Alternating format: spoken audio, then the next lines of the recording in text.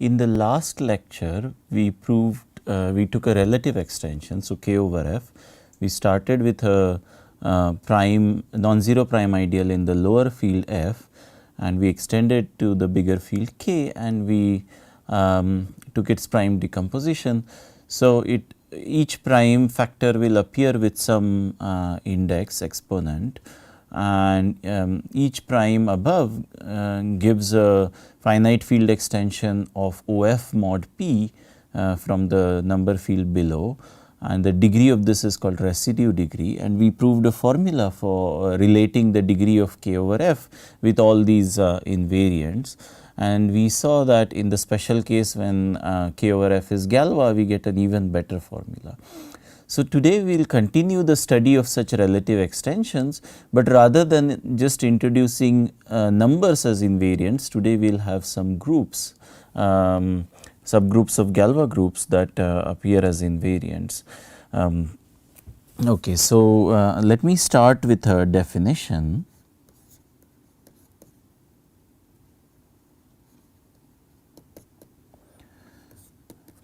So, let K over F be a Galois extension of number fields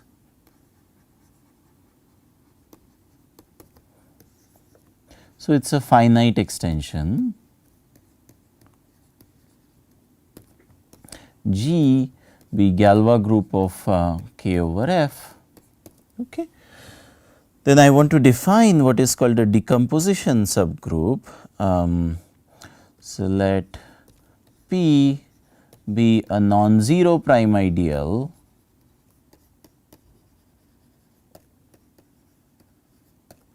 of OF, and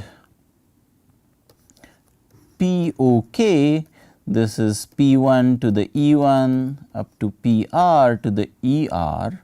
So, this is the first part is just recalling something. So, PI's are distinct prime ideals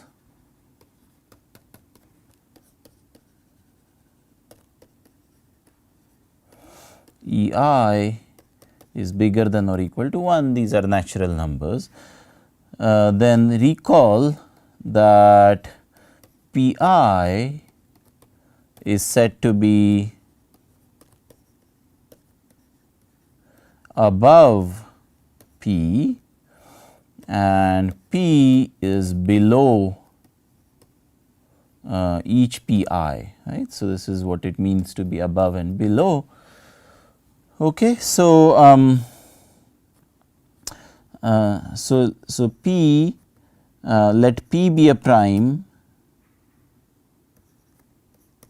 P be a non-zero prime ideal of the field above,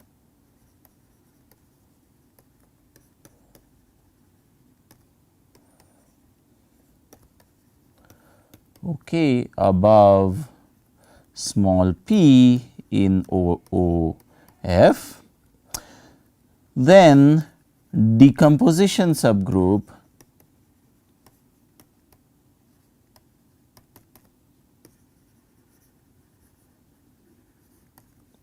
of P is defined as, so this is denoted as G sub P.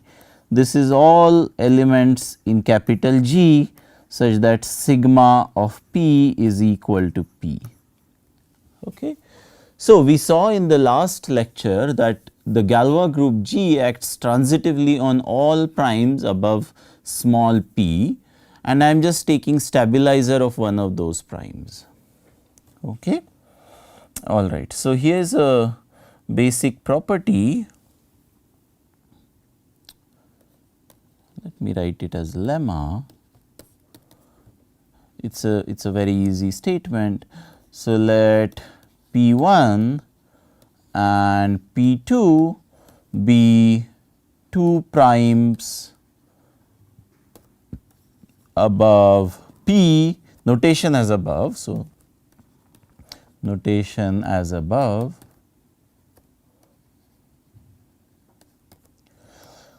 Let sigma in G be such that sigma of P1 is equal to P2. So, we know that such a sigma always exists, and I am taking 1 and fixing it. Okay.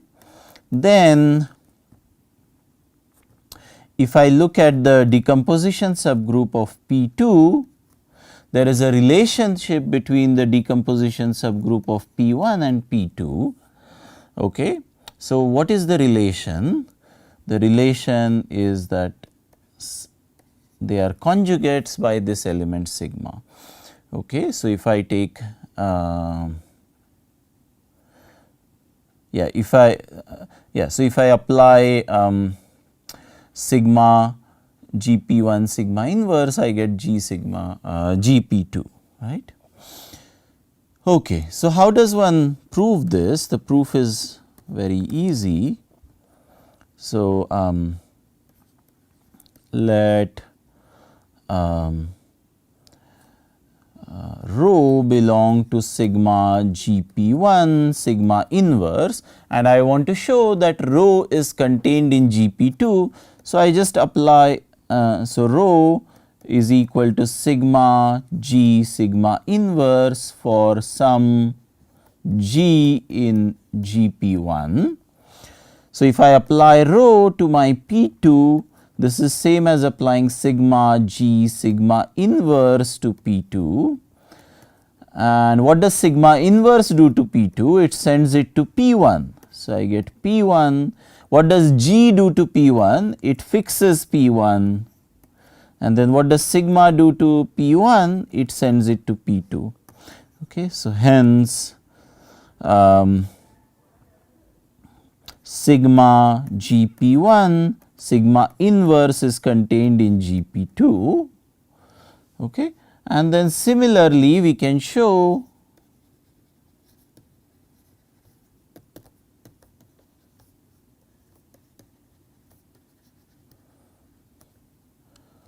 sigma inverse GP2 sigma is contained in GP1, right. So, the other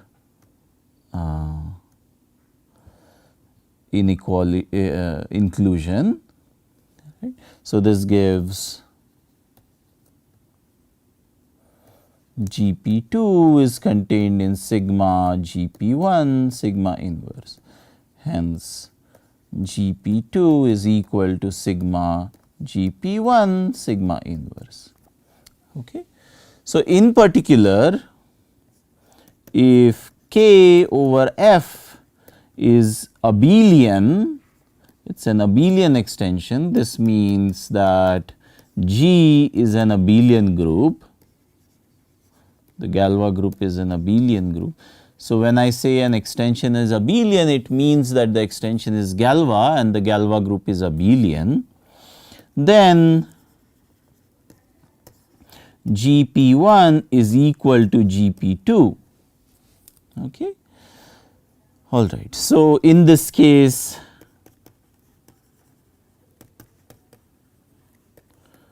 we denote decomposition subgroup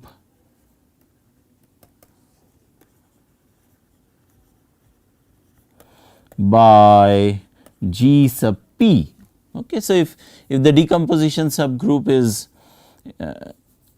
independent of the choice of what prime you take above it, we denote it by G sub P. In any case, we see that for different primes above small p, the decomposition subgroups are all isomorphic, in fact much stronger, they are conjugates of each other.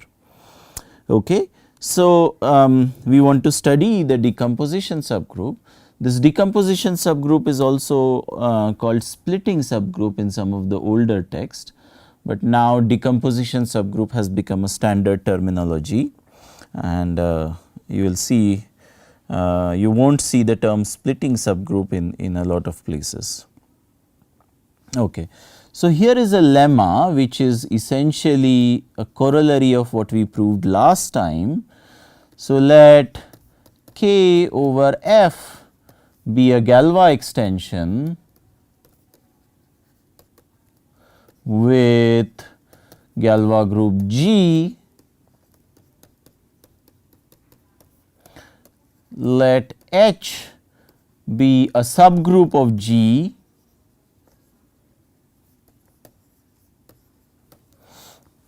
okay.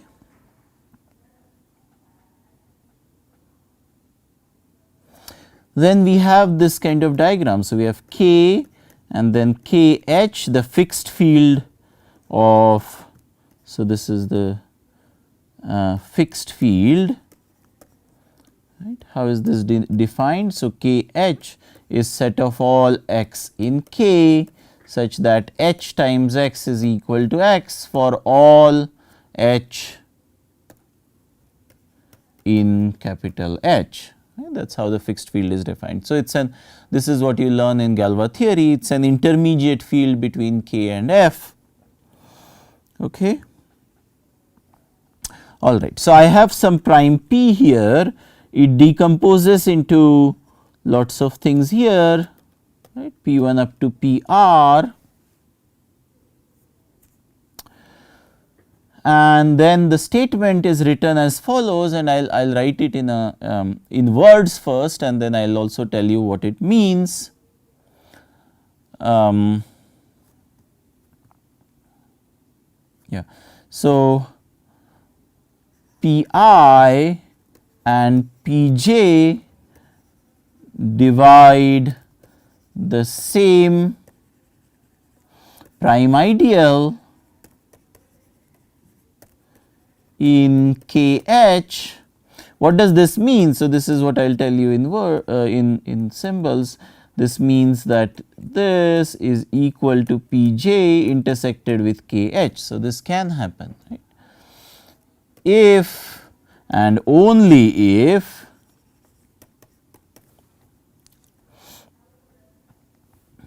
there exists sigma in H such that sigma of Pi is equal to Pj.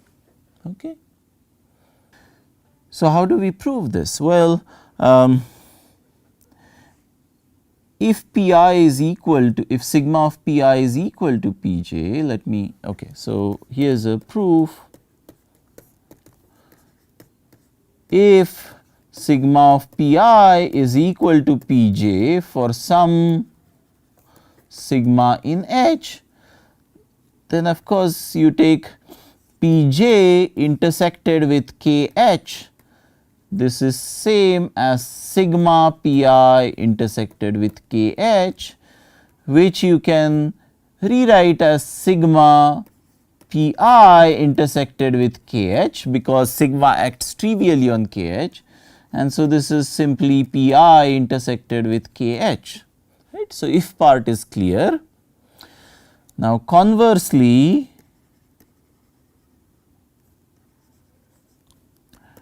if sigma not this, converse would be Pi intersected with Kh is equal to Pj intersected with Kh, then you see that this is also a Galois extension with Galois group H, right. Okay. Then Pi and Pj, so I will call this Q, are above the prime ideal Q. Hence, by transitivity of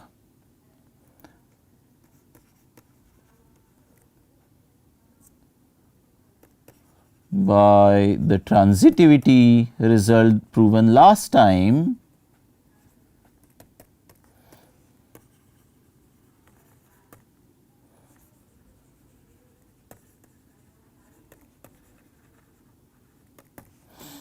there exists sigma in H such that sigma Pi is equal to Pj. Okay. So, why is this relevant? Well, this tells you something about the decomposition subgroup and why it is called the decomposition subgroup. Okay. So, you consider K over F Galois with G equal to Galois group of K over F. Okay, so I have F here, and then I have prime ideal P here, and then I have K here, and P1 up to PR, right.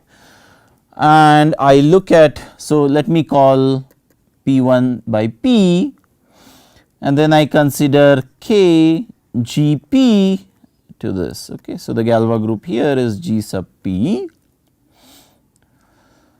Okay.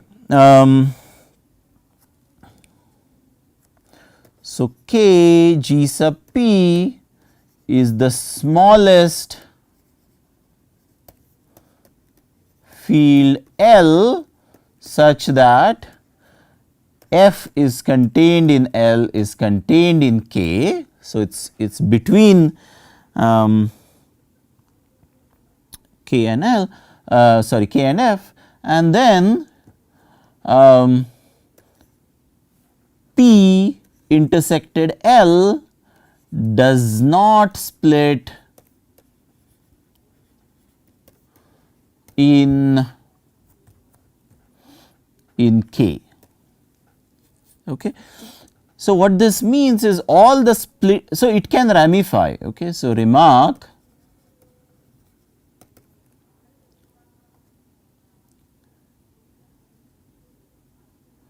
I will say what ramify means. It can, I think I have defined it before, but let me I will recall what that means. Okay. So, it can have bigger exponent. Okay. What this means is that, so this will already split as Q1 up to QR,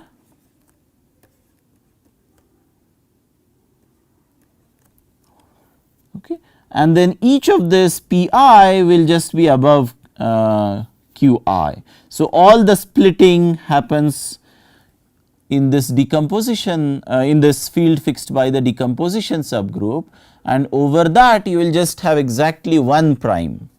Okay. It can be, it can appear to some power.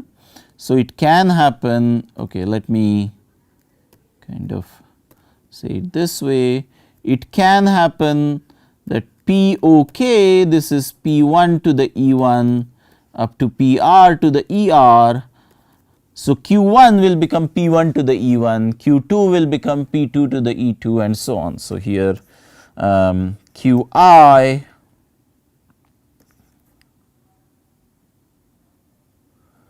at least this picture makes sense. So, if G is abelian.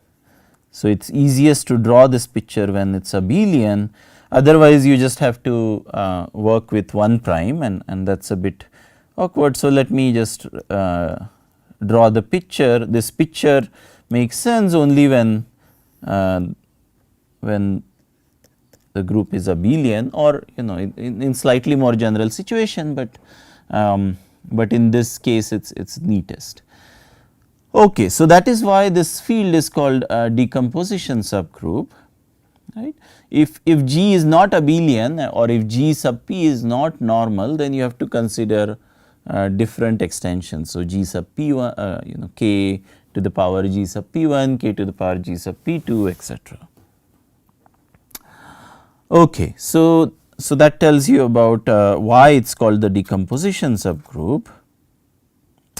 Now, what you can do is you can define a function from Galois group of K over G K sub P. So, you can define a function from decomposition subgroup to Galois extension of residue field. But before that, let me remind you what ramification means.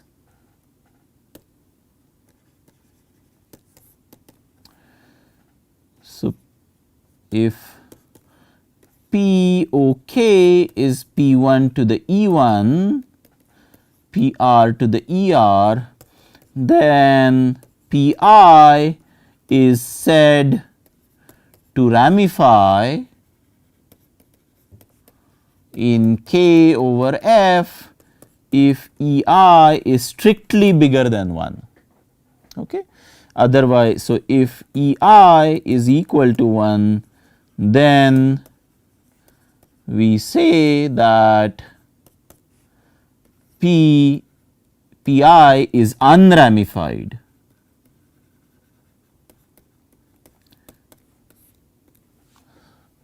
Okay. So, the English word ramification means consequences, and here it essentially means it has different layers. So, that is why there are lots of points squished into one point is kind of what it means.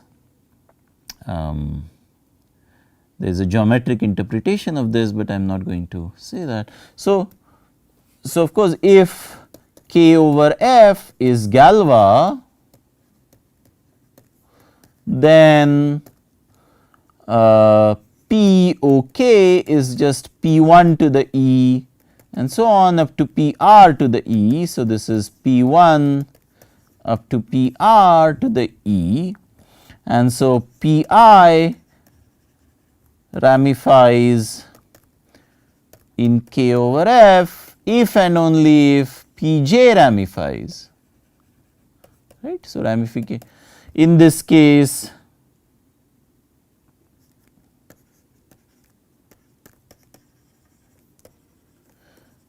we say P is ramified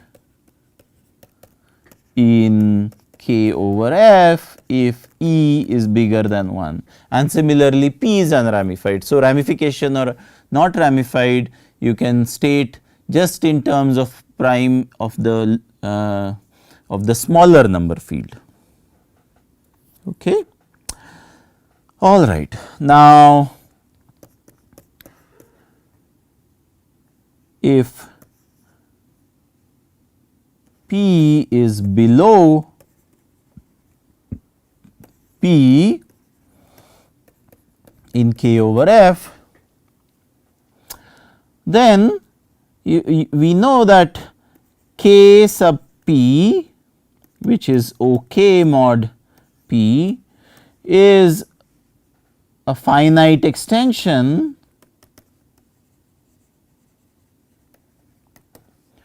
of K, sorry, not this kind of K, of K sub P, which is just OF mod P, and these are finite fields. So, any finite extension is also a Galois extension, right.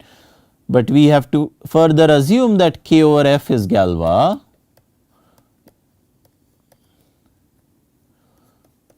Then sigma in G sub P defines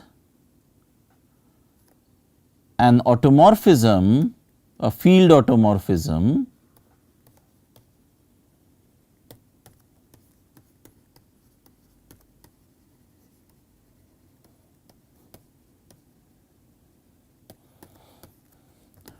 of K sub P. So, how does it do that? Well, you have a map from OK to OK, and then sigma of P is equal to P. By the way, this does not mean that sigma fixes every point of P, it just means as a set sigma takes the set P to itself. Okay. Hence, sigma gives a map from OK mod P to OK mod P, okay, and therefore this. Okay, so, therefore, we get a function which in fact turns out to be a group homomorphism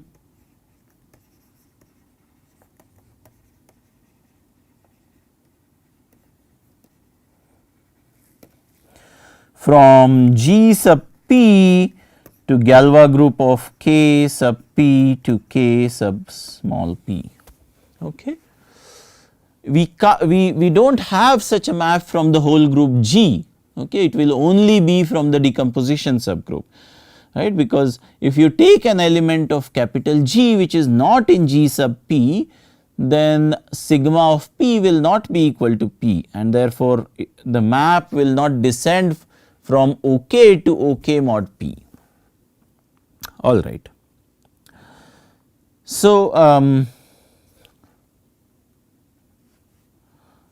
okay, so before that let me write down a lemma.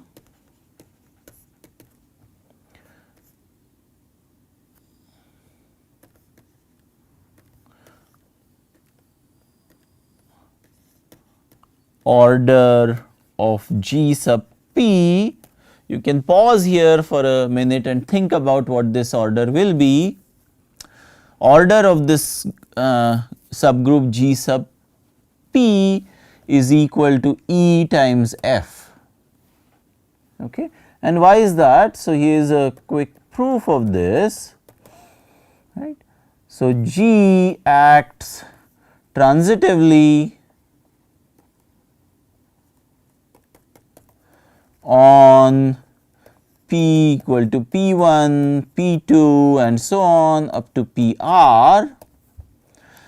Order of G is E times F times R, and G sub P is equal to stabilizer of P. So, this is equal to order of G times the number of elements, which is R. So, this is E F, right. Okay. And what is the order of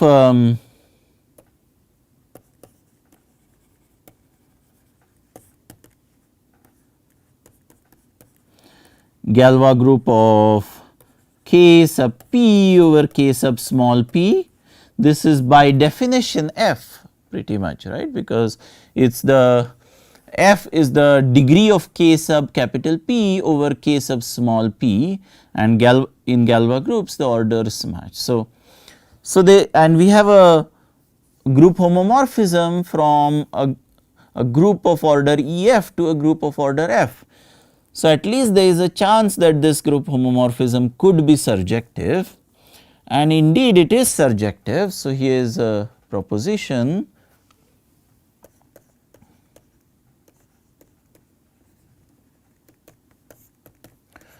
The homomorphism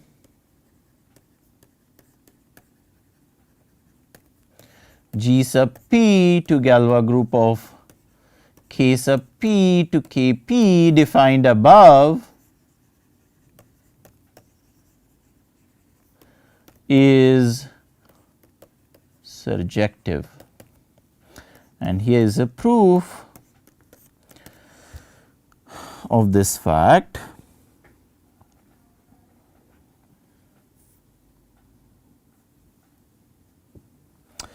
Okay. So, oh, by the way, yeah, when I said that it induces a group homomorphism like this, I just showed that any element of GP induces an automorphism of this, but we know that sigma fixes every element of O sub F, right, and so that is why it fixes K sub P pointwise.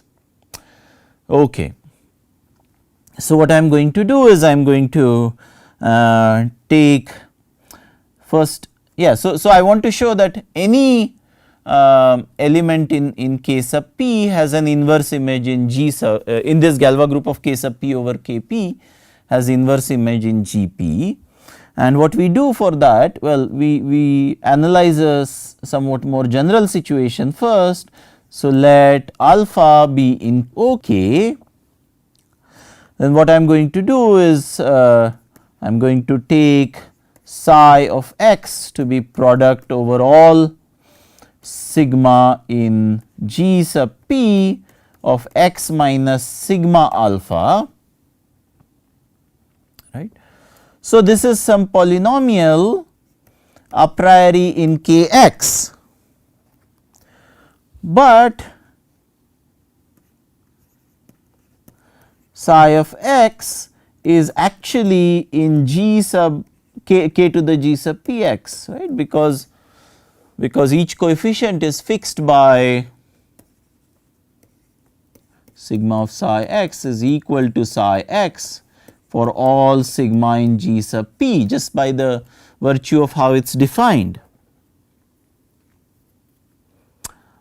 right. Okay. So, if I take, let psi bar of x be the image of psi x in k sub p of x. So, in fact, psi bar of x will be contained in k sub small p of x. Okay. All right. So, this means that every conjugate of alpha bar in k sub p is a root. So, every conjugate over k sub small p is a root of psi bar of x. Okay. And so, what we can do is we can take, so take alpha in k such that alpha bar in k sub p generates k sub p over k p. This means that k sub p is k p alpha bar, right. So, by primitive element theorem such element always exists. So, this is something you learn in Galois theory, the primitive. In any case, you know, k p is a finite field. So, proving such a thing is much easier than proving primitive element theorem. Okay. And then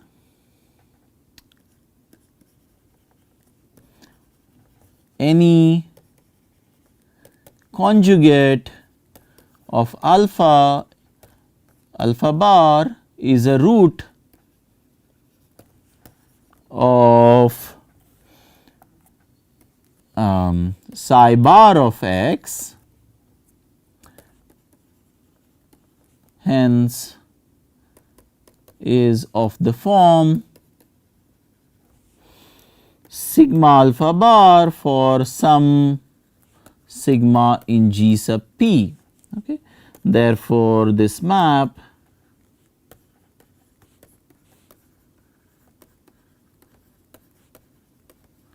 is surjective. If you think about what this means, it is exactly that this map is surjective.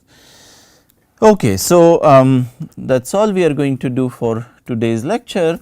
We defined what a decomposition subgroup is.